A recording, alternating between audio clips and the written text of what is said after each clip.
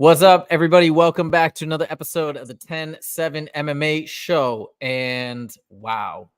We've got a lot to talk about today. We got the UFC 300 main event announcement. We got this crazy UFC 298 card.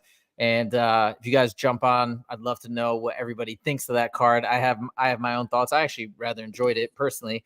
And I saw it at a place in North Carolina, so that was really interesting. But I really enjoyed it. I thought it was great. And man, that main event, wow.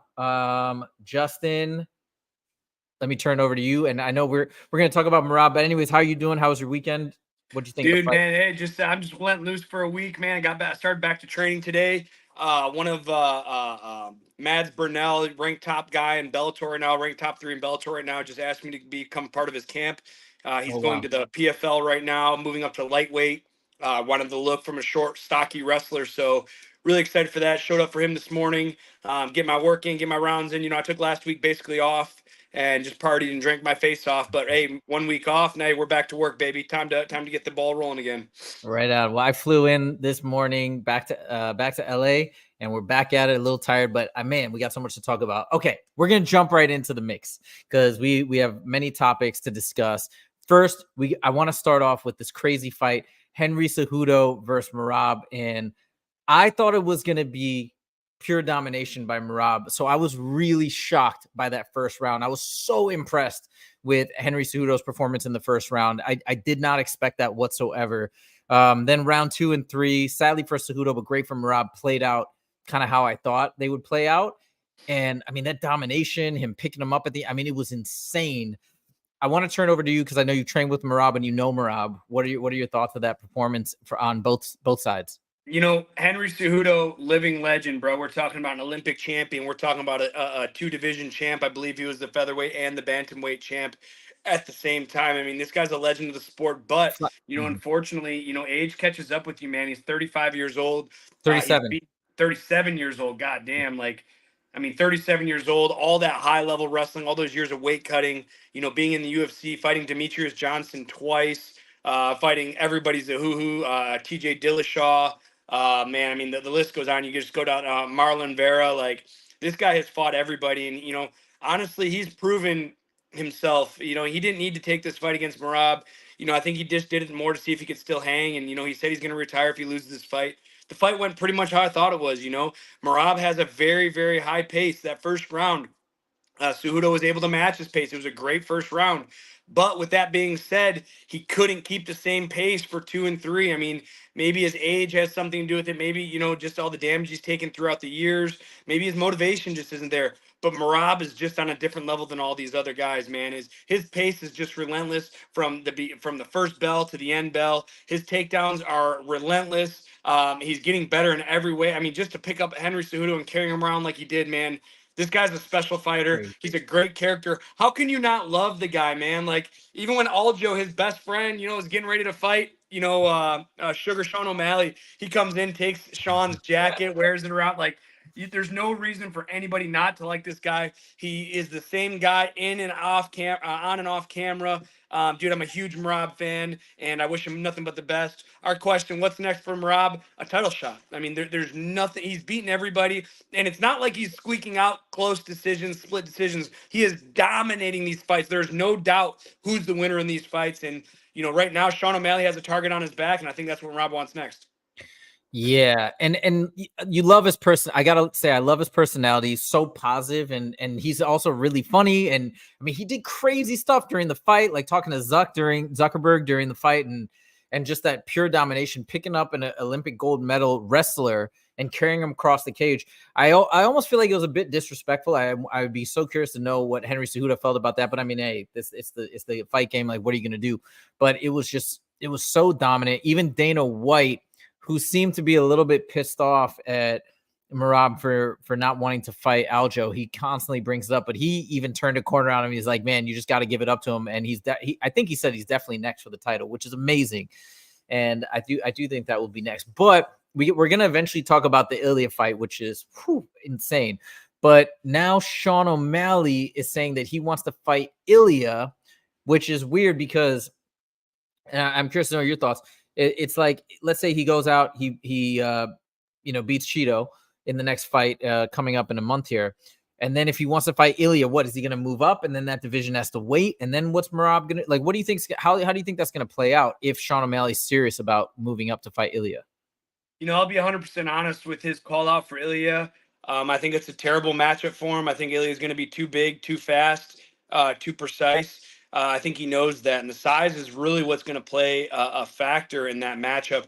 Honestly, if I have to say, I think it's a publicity stunt to get the pressure off him to fight Merab. I think he's just throwing that out there so people are talking about that instead of him fighting Merab, because Merab is just a different animal, and I don't think he'll be able to keep up with the pace of Merab. I think he knows that by calling out a heavier guy, the new champion right now, who hasn't even got his feet really wet in the division as a champion. He just wins the belt. I really think that he should have to defend his belt against, another 45-pound contender, top contender, before he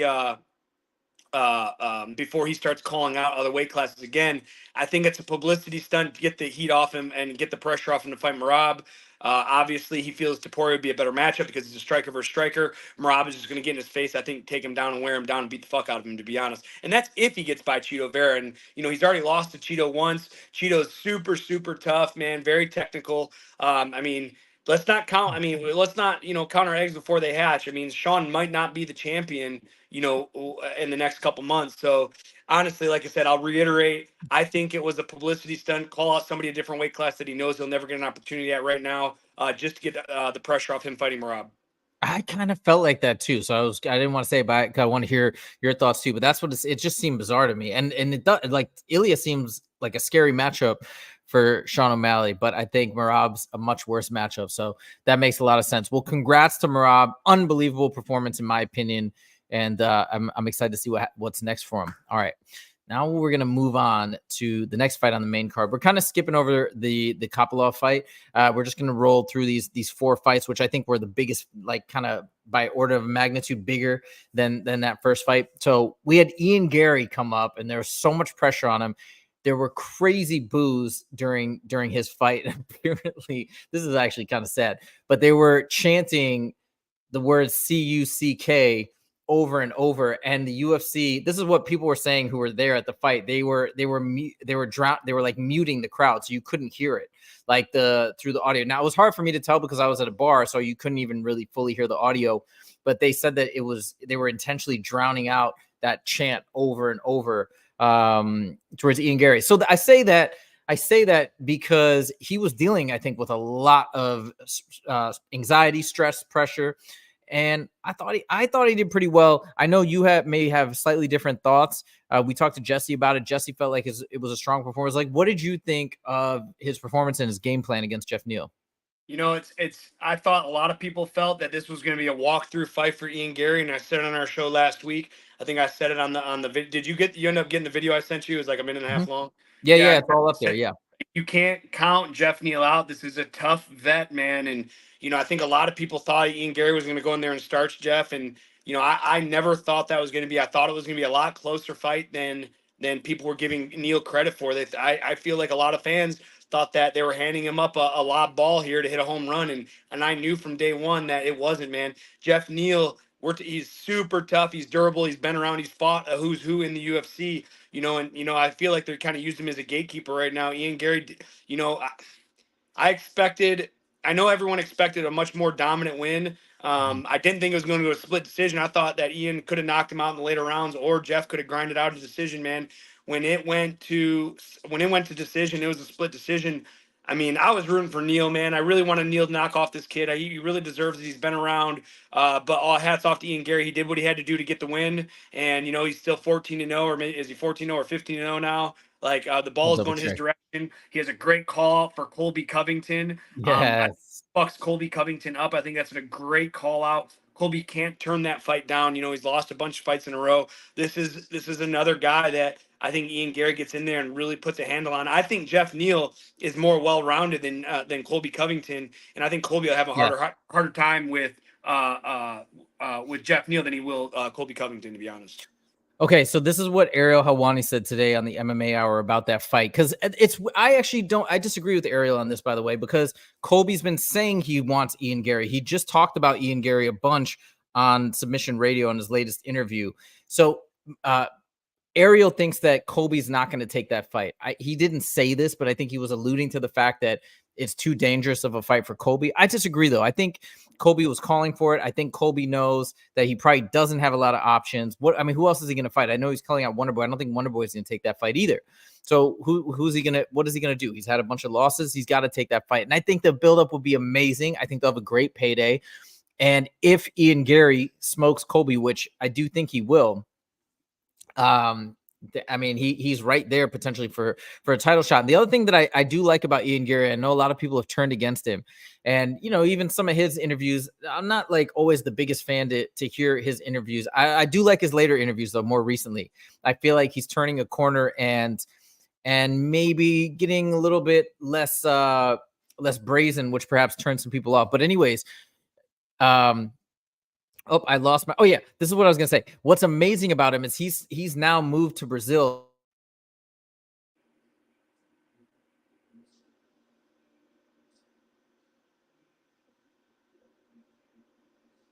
Oh, I lose you. Let's go out. Oh, there we go. Are we back? Yeah. Are you back? Good. Okay, there we go. Yeah, I don't know what happened with the Wi-Fi. I guess it just went out for a second. Sorry about that. No, but what I love about him is he's in Brazil right now trying to get his ground game to match his stand-up game. And he said he wants to stay there so he can be just as dangerous on the ground. He's training with Damian and Maya, which is amazing. So I like how he's just so dedicated to the sport. And I do think he's even said, he's like, all right, Colby, go ahead. Take me down. See what happens. I'm training with Damian and Maya. I'll choke you out. I think it's dope. I can't wait to see that. Yeah, absolutely, man. And that's one thing that a lot of fighters, and I see it daily, man, is you got good strikers come in and what they're practicing is their striking. You got good grapplers come in, what they're practicing is their grappling. I love seeing, a striker going into a wrestling class, a striker going into a grappling class, really trying to round out all the rough edges because again, this is an MMA fight. You have to know how to do everything. And if Ian Gary's really focused on making his wrestling and grappling great, sky's the limit for him, man. And Colby Covington somehow takes him down because he's gonna be working on his wrestling defense.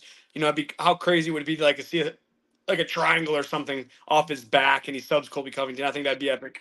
Crazy. It'd be so, and like the build-up's going to be incredible. Remember, we've talked about this. I think what was so explosive for Conor McGregor was when he fought Floyd Mayweather. And the reason why was because it's like, if you take somebody, even if you take somebody that you don't like, right? And so let's say arguably there are some people that didn't like Conor. Pretty much everybody loved him. But let's say, and you put him against somebody who's kind of historically been a hated character or a bully, and you let the bully the bully, that's when people are like, that can really change the sentiment about a fighter. And I think this is going to give a lot of people a turn on Colby. So this is going to give Ian Garry an amazing chance to go, he's going to have great smack talk and he's going to rip Colby apart. Colby's going to try and rip him apart. Oh, it's going to be so good. They have to make that fight. Imagine if they can get that on UFC 300 still. There's one fight that they haven't announced yet. There's a chance. Maybe.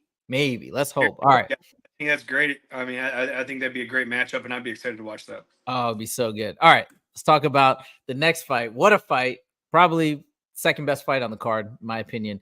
Whitaker pulls off the win. What did you think of what you saw? What do you think from Costa and Whitaker? And Costa, I've thrown shade at him a couple times for, having to back out of fights and canceling fights. Seemed to me that he just was canceling fights over and over and over.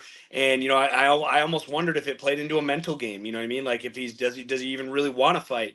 Because there was always a reason for him not to fight. But guess what? He proved me wrong here. He has the fucking mental toughness and the heart of a warrior. I mean, I know he lost, but dude, he went in there and slaying shots. I mean, what a great fight. Both guys putting it all on the line there. There's no question anymore. I do not question Costa's heart. I don't question his ability. I always thought, if you put pressure on him, he'll break. I remember a couple of years ago, who did he fight? Was it Adesanya that just kind of toyed with him basically and ended up knocking him out? I can't remember who it was. He beat him in round 2. Yeah, he knocked him out. Yeah. Yeah, he just looked flat. He just looked fucking terrible. So after I saw that, and then he backs out of a couple of fights, I'm like, oh, maybe he just doesn't have it anymore. But way to prove me wrong, and hats off to Costa for doing that. I think he looked great. I think he's back. I know he lost, but he's still going to be in the top 10. He's still going to get another top 10 chance and get 2-3 wins in a row. He might be fighting for a title soon. I think he could. What about that spinning heel kick? I was He like, hit him right in the side of the head. That was awesome. so I was talking to there's a guy sitting next to me at the bar when I was watching it, and I was like, not a spinning heel kick, but the spinning back kick. I was like, I've been working on that for so long because it's such a fun kick to throw. But I was like, dude, he landed that, and imagine if he just had another 10 seconds, he might have finished Whitaker. I mean, that was a crazy fight. I thought Costa looked great. And I wasn't sure which way. I mean, I thought it was going to go Whitaker, but it wasn't totally sure. It was a phenomenal fight. So much fun. What do you think's next for Whitaker? And I'll tell you what I heard on the MMA Hour, what they proposed, which I thought was a brilliant idea. What do you think's next for Whitaker? Dude, I'm not really sure what's next for him, man. He's fought for the title before. Obviously he's lost. I don't know, man. I mean, does he have to take another top 5 fight and win a top 5 fight to be in title contention, or is he in the mix right now? I mean, I think that he should have to win another fight, but with how popular he is after beating Paulo Costa, like, I mean, hey, I've seen crazier things happen. Yeah, fair enough. Well, so this is what Ariel proposed, which I thought was interesting. He proposed Whitaker versus Strickland. I mean, I think it's a great matchup. It's an exciting matchup, and the fans would love it. Hey, how about they go to New Zealand and fight in New Zealand or Australia, or wherever Whitaker's from? I think that would just blow the roof off of any arena. Have Sean go and fight in dangerous territory over at Whitaker's hometown country. Man, can you imagine the chants and the boos and the crowd swinging for Strickland and the crowd Yeah. swinging for Whitaker? Like a 5-round fight between both of those guys. Winner gets a title shot. I think that makes more than enough sense. I'm still hoping somehow they can get Strickland on UFC 300 because, like I said, they have one spot to fill, so it's not out of the realm of possibility. And Jesse on Fire made the point. He's like, this is not that we're going to talk about UFC 300 in a second. Not that the card necessarily needs saving per se. I want to get your thoughts though on this, but he said you throw Strickland on there, it's going to reinvigorate everybody who's upset about it right now. Okay, we got to move on because we got to hit this main event, which was bonkers. And, not to rub salt in the wound, I know you picked Volk, and I did pick Ilya, but it could have gone either way. And Volk was fighting really well. I think some people scored Volk winning the first round as well. And then Ilya got that incredible knockout. And I don't know if you watched the replay, but it's like Volk was kind of coming in with his own shot as Ilya was coming the other way. Volk missed, and so it was like his head moved into that perfect. I mean, it was the most perfect right hook. And I texted you and Jesse. Remember, I was saying like how crisp he looked on the pads, and it's like in a fight he looked just as crisp. Just boom, and his head going into it. And I know this from when I spar, right? If you move into a shot, even if it's like 1/3 the speed, it hurts so much, right? I got hit in the nose last week where I didn't even get hit hard, but I was coming forward and boom, and it was probably nothing for you, but I felt like I thought I maybe broke my nose, and Sure. my coach was laughing at me. But yeah, so like that's what happened, and I think that's why he got switched off like that. But anyways, turn over you.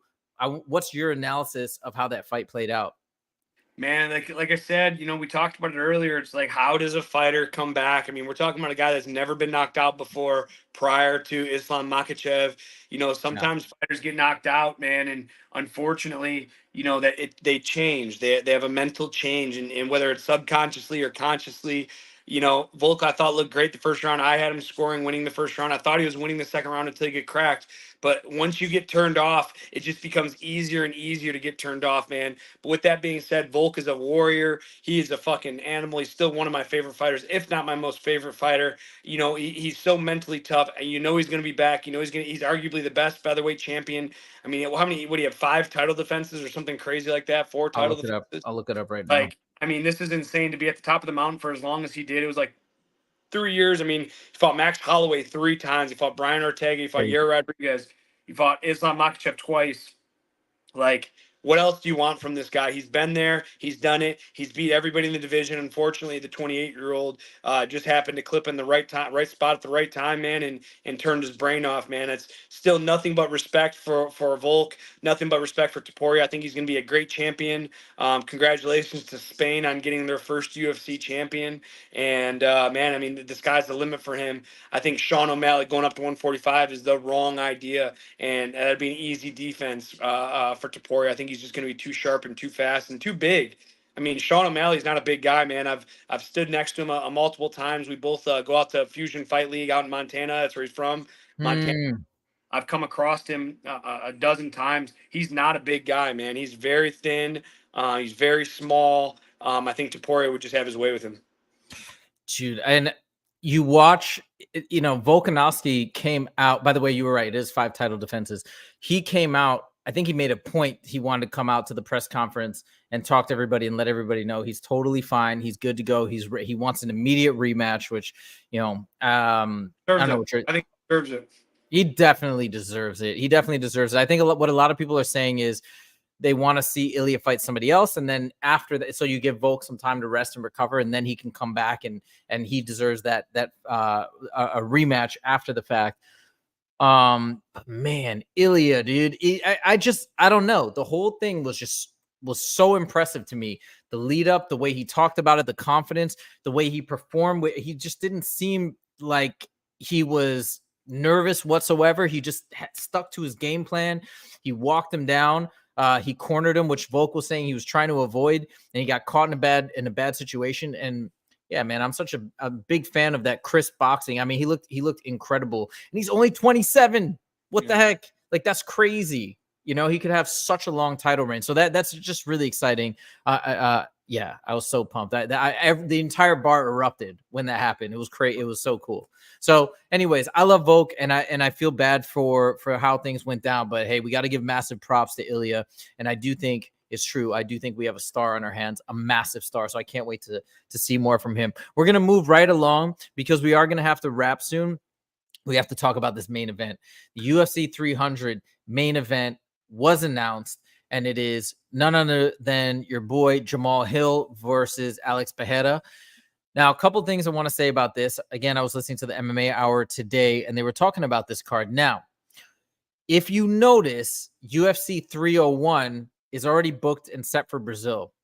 So what happened basically was that was the fight that was supposed to headline UFC 301. Now, it's also come out that Dana White has offered 3 different people to Leon.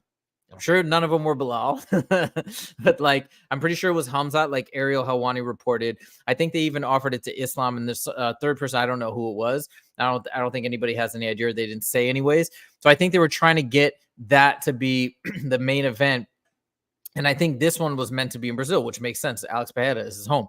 But I think they had to switch it out and move this to the main event. Now, we're both big fans of Jamal Hill. I mean, he's your buddy. You fought with him, fought on cards with him in Michigan. But I think it's going to be an incredible fight.